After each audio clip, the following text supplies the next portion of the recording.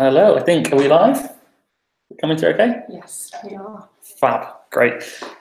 So today we've got myself and Natalie, we'll come on sort of intro in a moment, but myself and Natalie are going to go through some conversion rate sort of plans and I suppose things that each and every business could sort of be doing over the next 12 months to try and improve their conversion rate online. In terms of introductions then, so presenting today, we've got myself, my name's David, I'm the Client Strategy Manager at Clicky. So I basically am responsible for overseeing a lot of our sort of large accounts and client strategies here at Clicky. I make sure that ultimately the work that we're doing is delivering results for our clients. And then Natalie, if you want to give us 2 seconds. Yeah, I'm Natalie and I'm the Agency Sales and Marketing Executive here at Clicky. Fab. Cool. So in terms of what we're going to go through today then, we're going to go through a really quick introduction to CRO. So for the sort of purpose of this presentation, I'm going to assume a sort of basic level of knowledge on conversion rate, but we will go through some basics quite early on to make sure that everyone understands what we're going to discuss. Point two, we're going to sort of look at why you should care and why this is important, really. We talk a lot in marketing about why, I suppose, let's do as much as we can. Let's try and get things in really early. Let's try and make this year the biggest year ever. There's a lot of exciting plans, but CRO, one of the most sort of beneficial things we can be doing over the next 12 months, and how can that help your website? We're then going to look at our quick wins. This is our top 10 list of things that we think you can do really easily to basically improve your conversion rate over the next 12 months. Really simple things. We'll go through them all, but none of them require huge amounts of development. None of them require a high level of knowledge. They're really simple and sort of effective things we can introduce over the next 12 months. We're then going to look at what CRO can mean for your business. So if you're sort of trying to sell this into a boss, or if you're trying to make yourself, I suppose, make your business understand overall why CRO is a good and beneficial thing. We'll look at some reasons there too. Then we've got a little bit of time for questions, and then we'll close up. Cool. So yeah, quick introduction to CRO then. As I say, going to assume that most people who are watching have a basic understanding of conversion rate optimization.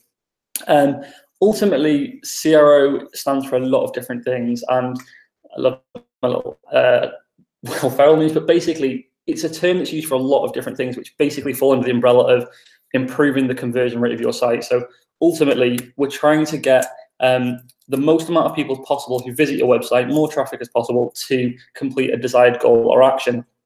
One thing that's important to note here is that we said at the end there, whether that's purchasing a product, completing a form, or simply picking up the phone. That's one thing that's really important, is to first of all define what you actually want to try and optimize for on your website. So for example, are we trying to get as many people as possible to complete a particular form? Is it a brochure download form? Is it a contact form? If it's an e-commerce website, obviously, are there particular products that we want to push people towards over others? Or alternatively, if you're sort of a B2B business, is it more beneficial and more sort of valuable for you to simply get clients on the phone and try and get them talking, as opposed to wasting time running through forms? So once we know what that action is, what the most business critical action is that your website offers, we can then begin to try and look at optimizing towards that. This is a graphic which alternatively sums that up. So it's basically trying to make them as much as, I suppose, make the most out of your existing traffic. And something we'll come on to discuss today a little bit is the cost of investment versus optimizing your website's conversion rate versus just increasing the amount of traffic that visits the site. Cool. So when doing properly, it sees from the traffic you already have. That's something that we're going to try and discuss quite a bit today, is because we hear a lot about let's put as much money as possible into marketing, traffic acquisition. Let's try and get as many people as possible on the website. And ultimately, that's not always the most effective way to generate business. Sometimes having as many people as possible visit the site, if they're not necessarily high quality traffic, isn't really that great. Sometimes having less traffic but more engaged, more quality traffic, which we can convert more of, is obviously more commercially beneficial. These are some graphics I found in terms of what CRO can consist of and what it can sort of mean day to day. I think one of the things that I sort of take from this, and I work with sort of our CRO team every single day, is that if you can't understand, if you can't explain it simply enough, you probably don't understand it. And that's something that I always try and communicate with our clients, is that realistically, CRO is very overcomplicated in our industry. It's very easy to make it more complex than it actually is. So this is a little graphic which I often sit down with clients and then sort of walk them through, which in my opinion explains dead simply what CRO actually consists of day to day. So the top row there, the first three items we've got, heat maps, user testing, and analytics. These are basically your data sources. So when it comes to optimizing a website, where are we going to look? Where are we going to find the problem areas? And where are we going to understand sort of what's going wrong on the site currently? So for us, there's three sort of primary sources for that. So the first of them can be heat maps. You often hear these called scroll maps, click maps, even video recordings. Basically, you want to hear is of what your users are actually doing on the site. Once you can watch what they're doing and you can understand where they're clicking and where they're moving around, it'll be quite easy to understand if there's any problem areas. So, I don't know, bits of content that are too long, things that are sort of getting in the way of that user journey, so either distracting or disrupting them. We use tools like, for example, Crazy Egg, Hotjar, Mouseflow. There's quite a few sort of different tools you can use, which essentially can provide those heat maps. So, and a lot of them are quite cost effective now as well. The second sort of area that sort of feeds this is user testing. So this is something, again, that a lot of sort of clients can think this can be a really costly exercise that requires getting hundreds of people in to test a website, but it doesn't necessarily need to be. At its most basic, user testing comprises of getting somebody who's never really been on the website before to test it and try and complete an action. So, for example, if you are a e-commerce website, it might be worth getting somebody that you know, a friend or family member who you know has pretty much never been on your website, just to go through it. Try and get them to buy a product, and just quite simply, you can screen record them or you can watch them go through the exercise. If you find they're finding it really difficult to add a product to the basket or maybe to input their postcode or something, for example, you've got a good idea then where really people are probably also going wrong. And the third and sort of final data source for us is always analytics, really. So this is where you can see whether or not what one person is struggling with is also something that a lot of people are struggling with. So, for example, as I say, if during the user testing you find that struggling to add a product to basket, or they're struggling to input their postcode, if you can mark that in Google Analytics and see that actually that's something that impacts 40% of people, then you can almost sort of, you've made a business case really, and to take that to, I suppose, your boss or seniors and try and get a decision made on whether or not that's something we could split test or potentially improve. So those first three are sort of really your day-to-day sources for identifying problem areas on your website and things that we might need to optimize. The bottom three then are the kinds of tests that really you'll be running sort of most of the time. There are a whole different host of tests that you can run, but these are pretty much what 90% of them are. So first of all, you've got A/B testing. A/B testing is dead simple. There's one element on a page that you're perhaps not sure about and you'd like to try and improve. So, for example, quite often call to actions, buttons, text, an image, just one part of the page that you think you could split test. The second one is multivariate tests. This is where you want to test different sort of elements of a page all at the same time. So, for example, you might want to test different sets of buttons, but at the same time test different sets of imagery. What most testing platforms will do is find the best combination of those. So, for example, they might say this button worked best and it worked best with this image. And finally, a redirect test. This is where you've basically got two completely different versions of a page, and you'd like to, I suppose, test them against each other and see ultimately which version of those works best. We've done this quite commonly, for example, with things like forms. Rather than make small changes with forms, it can often be more practical to just completely redesign the form following best practice guidelines and then just test the two against each other. Quite simple, but as I say, a lot of the tools nowadays, like Optimizely and Google Optimize, that you use in CRO, they let you do this kind of stuff really easily anyway. But that's a very quick walkthrough of what CRO actually sort of consists of day to day. Two possible exceptions to that rule, and two things that sort of sit outside that testing process. First of all, website personalization. This is something that in 2019 is so necessary. I think it's going to be so massive. There's a little quote from Jeff Bezos there from Amazon saying that if you've got 4.5 million customers, you shouldn't have one store or one website. You should have 4.5 million. And what he means by that is your site should really sort of personalize itself to the user that's visiting. Now, previously, this was really, really complex, very, very difficult to do. But we just put there at the bottom Google Optimize, which is a free CRO testing platform, which is probably the one we're going to discuss most today because it's free and it's easy for everyone to adopt. But Google Optimize allows you to run personalization on your website for free with pretty much no development knowledge. And you can pretty much set personalization tests live in less than an hour. I've just listed there some examples of this. Could be a user's location or a device type. So for example, to use Clicky as an example, if you were to visit the Clicky website and you were in London, you might see a version of our homepage which talks about London. It references our London office, our London clients. It's quite geographically central. And if you were to visit in, say, Nottingham, you would see this completely personalised version of that same page, but for Nottingham. So what that means is that when users in different locations visit, they feel like they're seeing something a bit more local and personalised to them, as opposed to something that's not quite relevant. So ultimately, it improves conversion rate, which is what we're here for, but it's also helping to improve that user experience as well. The second exception to it is what we call the Nike approach. And that is where really we don't want to test something. Conversion rate optimization ultimately means just improving the conversion rate, getting more people to do what you want them to do on that site. Not everything needs to be a test. And I think this is something that people that have worked in CRO for quite a while can get into a habit of almost doing without even meaning to, is that you end up wanting to test everything for a long period of time with a lot of users. Ultimately, if the test that you're making is quite sensible, you've got proven results from before, and you know that ultimately it comes down to if you know it's going to be an improvement. You know, if there's a form that you've got where the fields are broken or they're mislabeled or something like that, and you want to suggest improving them, you probably don't need to run that test for 3 months over 100,000 people in order to quantify that. You pretty much know it's going to be an improvement. And I think one of the immediate improvements CRO can make to help businesses is just be more sort of commercially minded. You know, let's just say, actually, this is going to be an improvement. It's going to get more customers, or it's going to get more people through the door. Just sort of make that and then report on the impact of it as opposed to necessarily testing. So 2 sort of exceptions to that rule, but very rarely do we just adopt this Nike approach, but it sometimes is quite beneficial if we're sort of inheriting a client site that is maybe a bit old and can make some quick improvements. Cool. So to summarize then, I'll say we're going to quickly fly through that section of what is CRO before we move on to the sort of top tips. But in terms of what is conversion rate optimization, it's about improving the number of people who will complete a desired goal on your website. That's ultimately what it all sort of boils down to, is what do we want people to do on the website and how can we get them to do more of that, really? How can we make that a simpler, easier process for them? Fab. Cool, so why should you care about this? Why is this actually important for your business?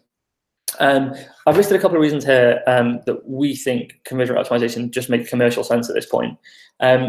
Firstly, it's more cost efficient than increasing your advertising budget. That's something that we'll mention quite a bit today, but quite often now, things like PPC and SEO, they're becoming either harder to do or they're becoming a bit more costly to invest in, primarily because you're going up against competition that may have, you know, bigger budgets, they may have better teams. Improving your own on-site conversion rate is something that just impacts you and your business, and it's something you can do relatively cheaply. And we'll come on to some examples of that shortly, but as a standard rule of thumb, I pretty much try and always maintain that it'll be more cost efficient to improve your conversion rate than it will be to throw hundreds of thousands of pounds into PPC, for example. The second benefit of conducting CRO, the best websites evolve continuously in line with your audiences. This is sort of a key one if you've had a site that has maybe been around for sort of 2 to 3 years, is that how your website website is used now will be very sort of different from sort of 2 to 3 years ago. For example, we're seeing that a lot of our client sites are more mobile first than they were 3 years ago.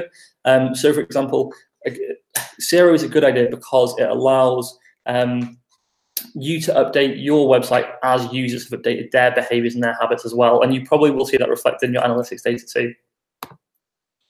Thirdly, CRO allows you to target more of the right type of customers and avoid catering to the wrong audiences. So a great example of this is that within analytics, you'll be able to find out who the customers that matter the most to you are, who spends the most, who's most likely to convert.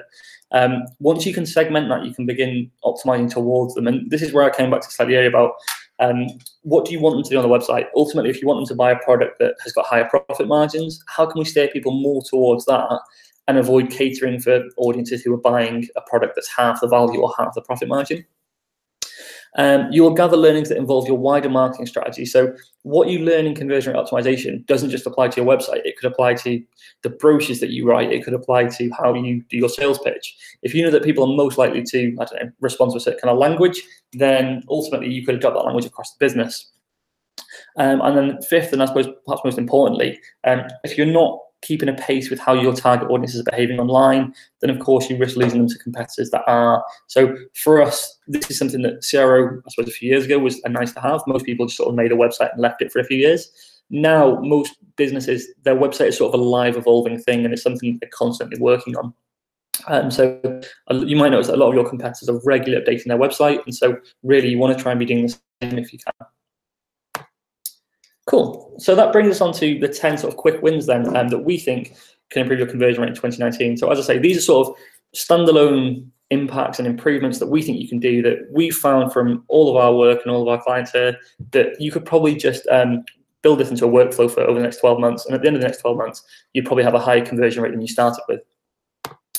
Cool. So firstly, visual validation. This is sort of a big bugbear, really. So if you've got a form or a checkout process on your website, you may have this if your website's relatively new, but a lot of the older websites don't. And it's really, really frustrating if you're a user and you're trying to use a form and you don't really know where you're going wrong. So for example, maybe it's requesting the postcode in a certain format, maybe it's requesting a certain kind of phone number. If it doesn't spell it out, there's chances are users will probably go wrong somewhere. And then it becomes really difficult to sort of bypass that because they don't really know why they've failed the form. One of the things that a really standard and basic thing you can introduce quite quickly is just make the error messages quite descriptive, make them quite clear. So for example, if a user has failed the postcode field, the text that a red box could appear, and a text that accompanies that could say, unfortunately, we require this without spaces, for example, if that's where it's failing. So it's just that kind of helpful prompt that basically allows users to know where they're going wrong, because the thing that's most frustrating about this one is because these are, as I say in the final paragraph, the easiest users to win over. They just want to convert. They're already on the form or they're already in the checkout process. Let's just make it as easy as possible and for them to understand where they've gone wrong, so that we can try and get them through to, I suppose, checkout and completion. The second one then is a primary and secondary call to action styling. So this is something that really sort of boggled my mind a little bit, and I think it comes from when there's not a consistent design process that's been applied to a website. So really what you should have on any page is, what is the point of that page? Why are they there? Why do users want to visit this page? And what's the next step on the journey? So if, for example, you visit the Clicky homepage and you're after sort of getting through to our services, which is most common, realistically, we should be trying to signpost people through to that point. You'll notice that the Clicky sort of on the homepage, the images that we've got here, we've got a primary styling, which means that for the key action on the page, it will always be this sort of green button. It's the one that stands out the most.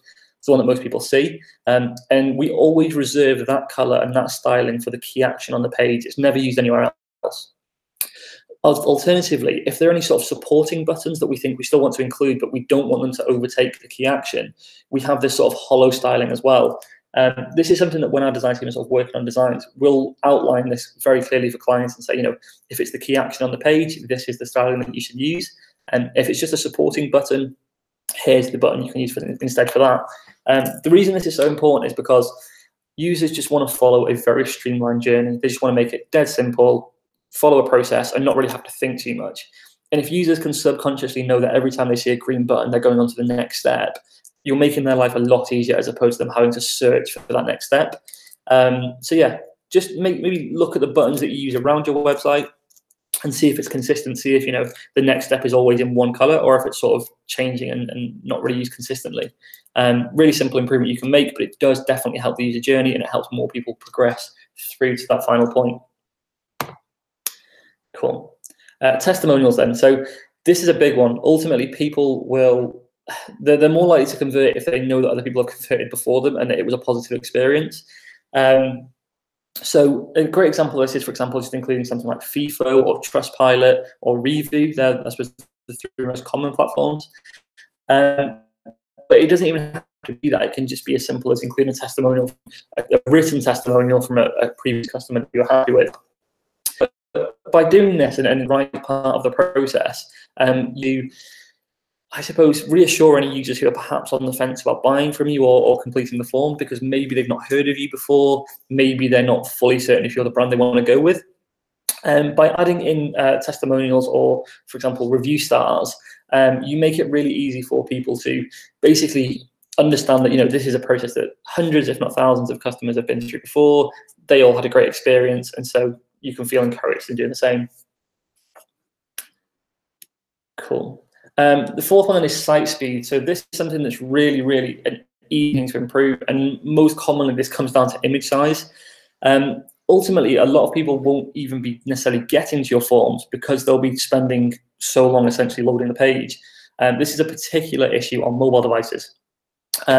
Ultimately, a lot of people like to have fantastic looking desktop pages that are very heavy on images, but ultimately they are quite heavy on bandwidth. And so if, for example, you were to imagine that you're on your phone, you're on the train, you've got limited internet speed, and you're trying to load a website that's really, really heavy, it's massive page weight, optimizing that is only going to be beneficial for the user. An easy way, obviously, at Clicky, we've had a big focus on this, and you can see our scores at the bottom there. We've tried to get them as close to 100 as we can with our new site. But it doesn't necessarily mean a whole new website, this. Quite commonly, this just comes down to image optimization. If you've got images on your website, chances are they'll be probably quite large files if you've not optimized them before, and they'll be taking quite a while for users to load. An easy way to test this is obviously just turn off the Wi-Fi on your phone, clear your cookies or open an incognito browser and try and open the website. If it's taken too long and images aren't rendering in, it's most likely the images, and you can make some really quick wins just by optimizing those. There are sites like TinyPNG, really sort of standard free tools that make this quite an easy process. And again, it's only going to benefit the site because you're going to make it quicker for the user to load. Again, there's a good chance that probably a very small percentage of your users aren't converting because they're probably not even getting very far into the journey because they're sick of how long it's taken the website to load. Fab. So point 5, stock imagery. This is a genuine sort of concern that still pretty much exists. A lot of businesses, if they haven't invested in a sort of a photography shoot, might just rely upon stock photography. But it really is one of the biggest off-puts to users. They don't know who you are. They can't really connect with the brand. They ultimately don't know if you're real. You know, are you a business with 50 people or are you a business with 2 people? And that's why, where possible, we always try and encourage our clients to sort of invest a little bit in photography. It doesn't have to be big sort of professional photo shoots that take tens of thousands of pounds. It can be quite simply, you know, there's a lot of budding photography enthusiasts who are willing to sort of do a half-day photography shoot for a couple £100, sometimes even less if people can get their hands on a decent camera. So it doesn't have to be a big expensive shoot, but it's one of the things that will definitely elevate your website the most. If you've got a website that has a lot of stock imagery and it can't really build that trust and familiarity with the brand, adding in photography of the people that work at your business, or alternatively even the office, things like that, just make people understand that a little bit more, that actually this is a real business. These are the kind of people that you might speak to if you pick up the phone. Again, just a bit more about authenticity, and it will certainly help you elevate yourself above competitors that, you know, if they're using stock imagery, for example. Of all the 10 that we'll go through today, this is maybe one of the ones that is such an immediate and quick win. Is if you manage to input some proper professional photography around the site, you'll pretty much see quite an immediate improvement in conversion rate, and it pretty much is just purely down to the fact that people can now see who you are. Cool. Improving the language then. So this is a bit of a debate in conversion rate optimizing, because a lot of people say, you know, you should be really direct with the language and you should tell people exactly what they should be doing. Alternatively, a lot of people sort of steer towards, you know, be fluffy, be friendly, be nice. And I think there's definitely a bit of a middle ground. Ultimately, you know, we want to be professional, we want to be polite, but most importantly, it should always be clear to the user what the expected next step is for them. So, for example, if you look at this form at the bottom here, at the bottom of this form, this is for a brochure form, it says the CTAS send my brochure. This client tested loads of different variations of that, but ultimately that was the most, it converted the highest, it was the most direct one. Send my brochure. You know, there's no illusion as to what a client of theirs would be expecting from this. They knew they were going to get a brochure. They knew that's what they were committing to. And so a really, really sort of simple way of looking at this is, as we call it, deliberate tunnel vision. So what we're trying to do is make it so that users understand exactly what they should be doing next, and almost quite literally they are heading down this tunnel, they're heading down this user journey.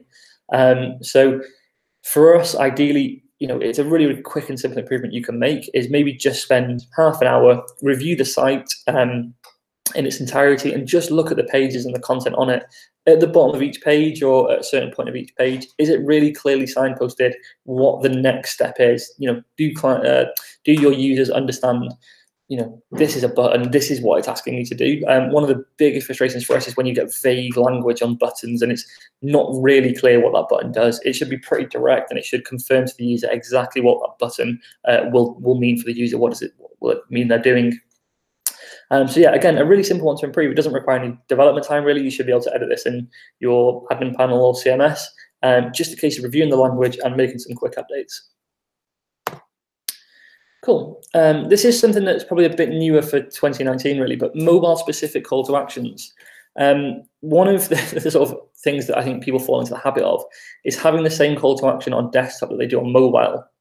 If you think, for example, about downloading a brochure as a PDF on your desktop device, that's great. You know, you can download a brochure, you can read it, and it's a really comfortable thing to do on your laptop or on your desktop. Reading a brochure PDF on your mobile on the train is pretty much impossible. There's a lot of pinching and zooming, and it's not an enjoyable experience. So having that as the call to action on a mobile device just doesn't really make sense. You're not going to get a high conversion rate because people don't really want that action on mobile. So instead, what we encourage clients to do is to try and have a couple of different call to actions. Ultimately, ideally having one that's friendly for a mobile device and one that's friendly for a desktop device. So for example, you can see here, I've just used McDonald's as an example, obviously, download the app. They completely remove any kind of desktop conversion rate or conversion action point on the mobile device. It is quite simply all focused towards the app because they know on your mobile that's the thing that you're probably most likely to do. Makes a lot of sense. And again, just interesting how that website changes between mobile and desktop. Another example here is for a site that we did recently for Halton Housing. We added this little button here that when users clicked it, it expanded this list of key actions. Again, links to the App Store and Google Play. What that means is that rather than, for example, trying to download a brochure or complete a lengthy form, things that might be a little bit difficult on a mobile device, instead, we try and encourage them to download the app where they can do those things more easily. So again, pretty simple change you can make, but just look at the call to action that you're using on your mobile device, your mobile version of your website. If it's something like a call icon, then fair enough, that's definitely the most helpful. But if you're asking them to complete a lengthy form or you're asking them to download a brochure, so anything like that, it's probably not going to fly on mobile, and not because there's anything wrong with it, but just because users don't want to complete that kind of action on their phone. They ultimately want to do that on their desktop. Cool. Don't offer too much. So this is sort of a bit of a caveat to the previous two, really, is you can actually go the other way and you can end up having too overwhelming an experience for users. So really, where possible, we try and say that there should be, unless there's a specific exception because of the industry or the business, there shouldn't really be more than 3 conversion points on a website. So if you imagine, for example, you might have a contact form or a checkout process. You might have a call icon where users can call you directly. Brochure. Realistically, you shouldn't really have more than 3. If you do have more than 3, all you can end up doing is diversifying the conversion points, and people sort of become overwhelmed. They don't really know which route to go down. And again, it's not that streamlined user experience. So if on your website, if you're looking at your business's website now, and there's 4 or 5 different ways to convert, maybe just see if you can streamline that, because chances are most of those conversion points will be doing the same thing anyway. They're normally also some kind of variation of get in touch, except if it's an e-commerce website. But yeah, for us, that's a pretty simple, and if anything, it's a quick win because it's normally about streamlining the site and removing something as opposed to adding something. So just checking that you're not overwhelming users with too much choice, and instead it's really clear which route they should go down. Cool. This is a bit of a merging of 2 different ones, really, but either detailing the response times or free shipping. So this probably depends on if you're an e-commerce brand or if you're a lead gen site. But if you're a lead gen site and you're trying to get people to complete forms, if you look at this British Gas one here, dead simple. They've just said, well, basically when they'll get back to you. So when you as a user can expect a response. The reason that's so important is because the reason a lot of users don't necessarily like completing forms is often because it feels like it's going into sort of, I don't know, the ether. It's like they don't really know when they're going to expect to hear back from, who's going to get back to them, and ultimately if their question is going to be answered. This is a really, really simple thing to do. Just add in a simple line that says, a member of whatever particular team it is at your business will get back to you, and within this time frame. It reassures the user that they basically are going to actually hear back from you. Another way of doing this is also to send, obviously, a confirmation email when someone submits a form. Thank you for your inquiry. A member of our team will get in touch with you as soon as possible. Again, encourages people to trust the form necessarily, as opposed to having to feel they have to call or they have to visit your store. This is just, again, building that trust in the form itself. If you're an e-commerce brand, on the other hand, free delivery or free shipping is one of the quickest things you can do over the next 12 months, which will help your conversion rate almost certainly. A lot of clients might try and, I don't know, build this into the cost or recoup that in a different way. But for, ultimately, it's something that now has become so commonplace that it off-puts users when there is a delivery cost. I know in my own behavior, if I'm buying something and I see that I'm going to have to pay £5–6 for delivery, the first thing I'll try and do is find that somewhere else for the same price, but with free delivery. And that is a very, very common user behavior. More and more in our CRO test, we're seeing that just by offering free delivery and wrapping that into the cost, for example, you might actually have a higher conversion rate than if, for example, you had a lower price product and cost for delivery as well. So again, certainly sort of a quick improvement you can make. And the 10th one is going to seem a bit strange given everything I've just talked about. But one of the ways you can actually improve conversions, I suppose, over the next 12 months most easily is actually, I've put there forget about conversion rate, but that might be a bit harsh. But certainly don't just focus on conversion rate, also focus on bounce rate. Bounce rate is probably one of the most underestimated metrics on your website that people sort of ignore. Just to clarify, if anyone doesn't know, bounce rate is the number of people that visit a website and then immediately leave. So they don't really engage with the process, they don't go through the user journey, they land on your website, don't find anything of interest, and they just immediately leave. There is a chap who I believe works at Google, whose newsletter I subscribe to, which is definitely worth reading. But he has a fantastic point, which is that if you just set yourself a target over the next 12 months of lowering the bounce rate of your top 10 landing pages, you'd be surprised at the impact that would have upon conversions and also on CPA. Ultimately, there's an audience group here of people that aren't even necessarily getting to convert because whatever it is about your website, something is putting them off straight away and they're leaving. Now, for a lot of people, that might be speed, but for a lot of people, it could also be simply because they haven't found the answer they wanted immediately on that page. So one of the things that I would definitely say will help your conversion rate a lot over the next sort of 12 months and your conversion metrics is to just quite simply go into analytics, look at the sort your landing pages by most popular, and look at the ones that have got the highest bounce rate and just focus on those. Maybe try and optimize the images on those first or change the copy.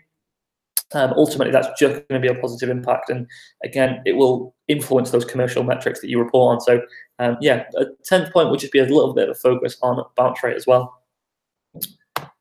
Cool. Hopefully you remembered those 10 or made notes. If you don't, that's fine, because I think we're going to publish it as a blog soon anyway. So yeah, you can visit the Clicky blog soon and I'll reshare those 10 points on there that you can check out. Cool. This is if you're not the business owner and you're trying to sell this in, basically. So a graphic which you can find examples of pretty much. But it basically shows you the difference between if you're a business that has, let's say, 10,000 sessions a month, maybe you're spending £10,000 on AdWords, and this doesn't have to be a month, this could be over a year, for example. Your product value is £50, and then you've got two different conversion rates. You've got one at 4%, and then let's say you're trying to improve it to 5%. So really, that's like quite achievable, particularly over 12 months. That's something that for most industries you could quite solidly achieve. What that means for the number of conversions and product sales that you would have, the impact that would have on revenue, and then ultimately ROI. And what we're sort of trying to demonstrate here is that realistically, just by improving conversion rate 1%, you're generating an additional £5,000 of revenue for the same investment. There aren't many marketing channels that could probably commit to that. If you asked social advertising, like that, could it get an extra £5,000 in revenue for the same spend? You're asking your companies to work a lot harder, and it's not always achievable. Ultimately, improving the conversion rate of the website that you own and that you can manage, and improving that by 1% is something that is probably quite achievable, particularly with if it's sort of some quick wins there, like I say. So for us, that's sort of why we always try and argue for CRO is, again, it's just making the most investment that you already have in marketing activity. So just disclaimer that, because it's just my opinion, because obviously we have a PPC team here at Clicky, we have a SEO team here at Clicky, and a lot of different sort of marketing channels. So I'll always be sort of arguing for CRO because that's what my team do. But that final quote there is that improving your conversion rate will almost always be more cost effective for your business than paying to acquire more traffic when looked at over a good period of time. Pretty much because improving your conversion rate is something that tends to last quite long. It's not like, for example, if you did social ads or PPC where you turn it on and off. If you can improve the conversion rate of your site to a good, healthy point and sort of leave it that way, it's always going to convert at that percentage unless competitors step up their game or unless you sort of change and do something wrong. But I suppose the positive for conversion rate optimization over marketing is, like I say, genuinely, when you're trying to argue for it, the investment level it takes to make, for example, just these 10 improvements, it's quite modest. It's, you know, you're not talking tens of thousands of pounds to make these changes. You're talking a little bit of time and maybe a little bit of development time as well.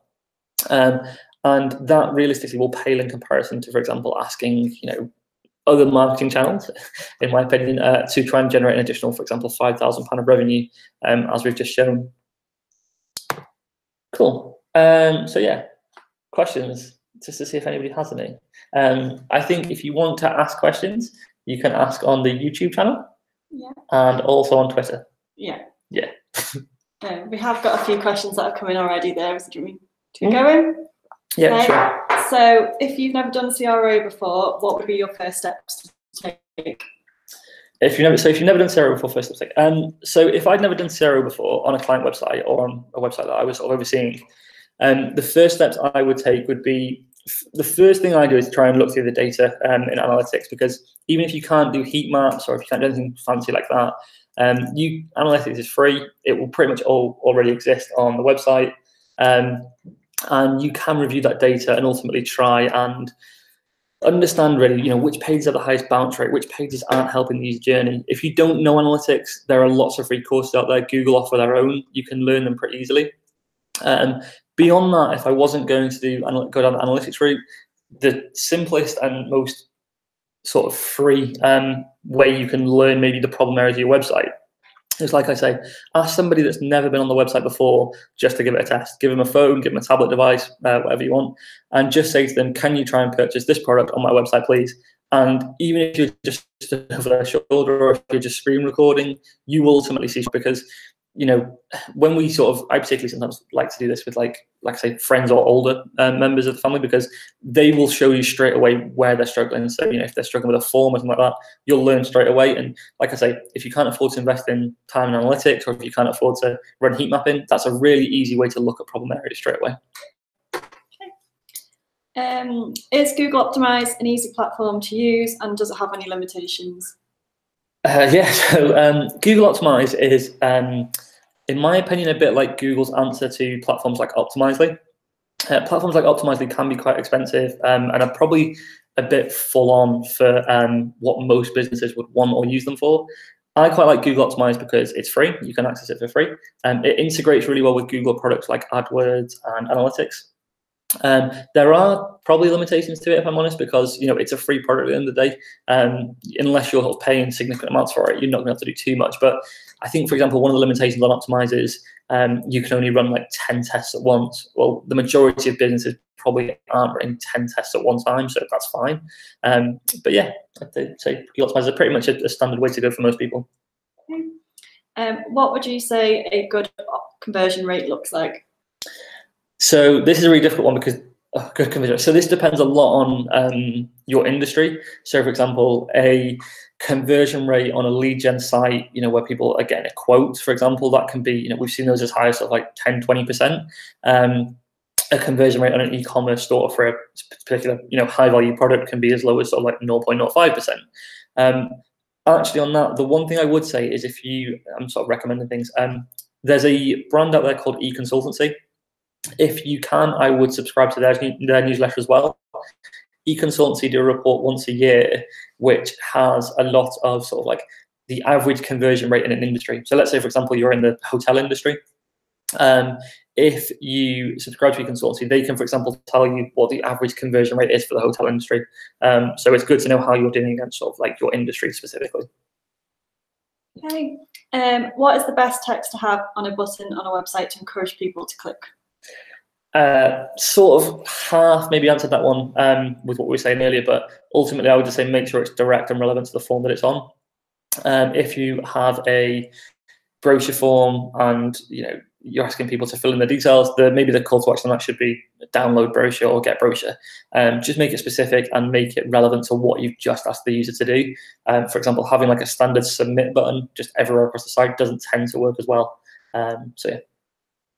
Okay, and then when it comes to contact forms, how many fields should they have?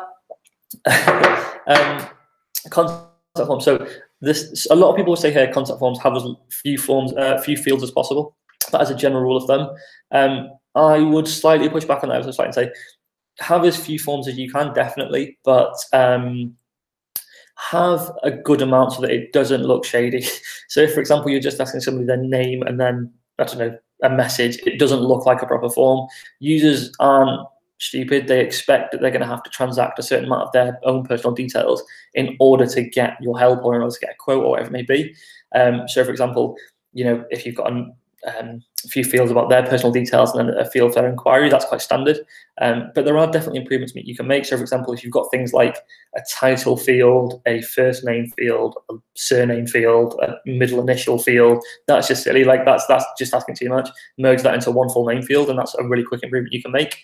But yeah, it's a bit of a difficult answer. But I would say as fewer fields as possible, but not so few that it looks a bit weird. Not really an answer, but. Okay, then final question. What are your top tips to improving site speed? Again, probably touched on this one ever so slightly, but I would say that particularly for most people, because without requiring much development knowledge, for most people it's just optimizing images.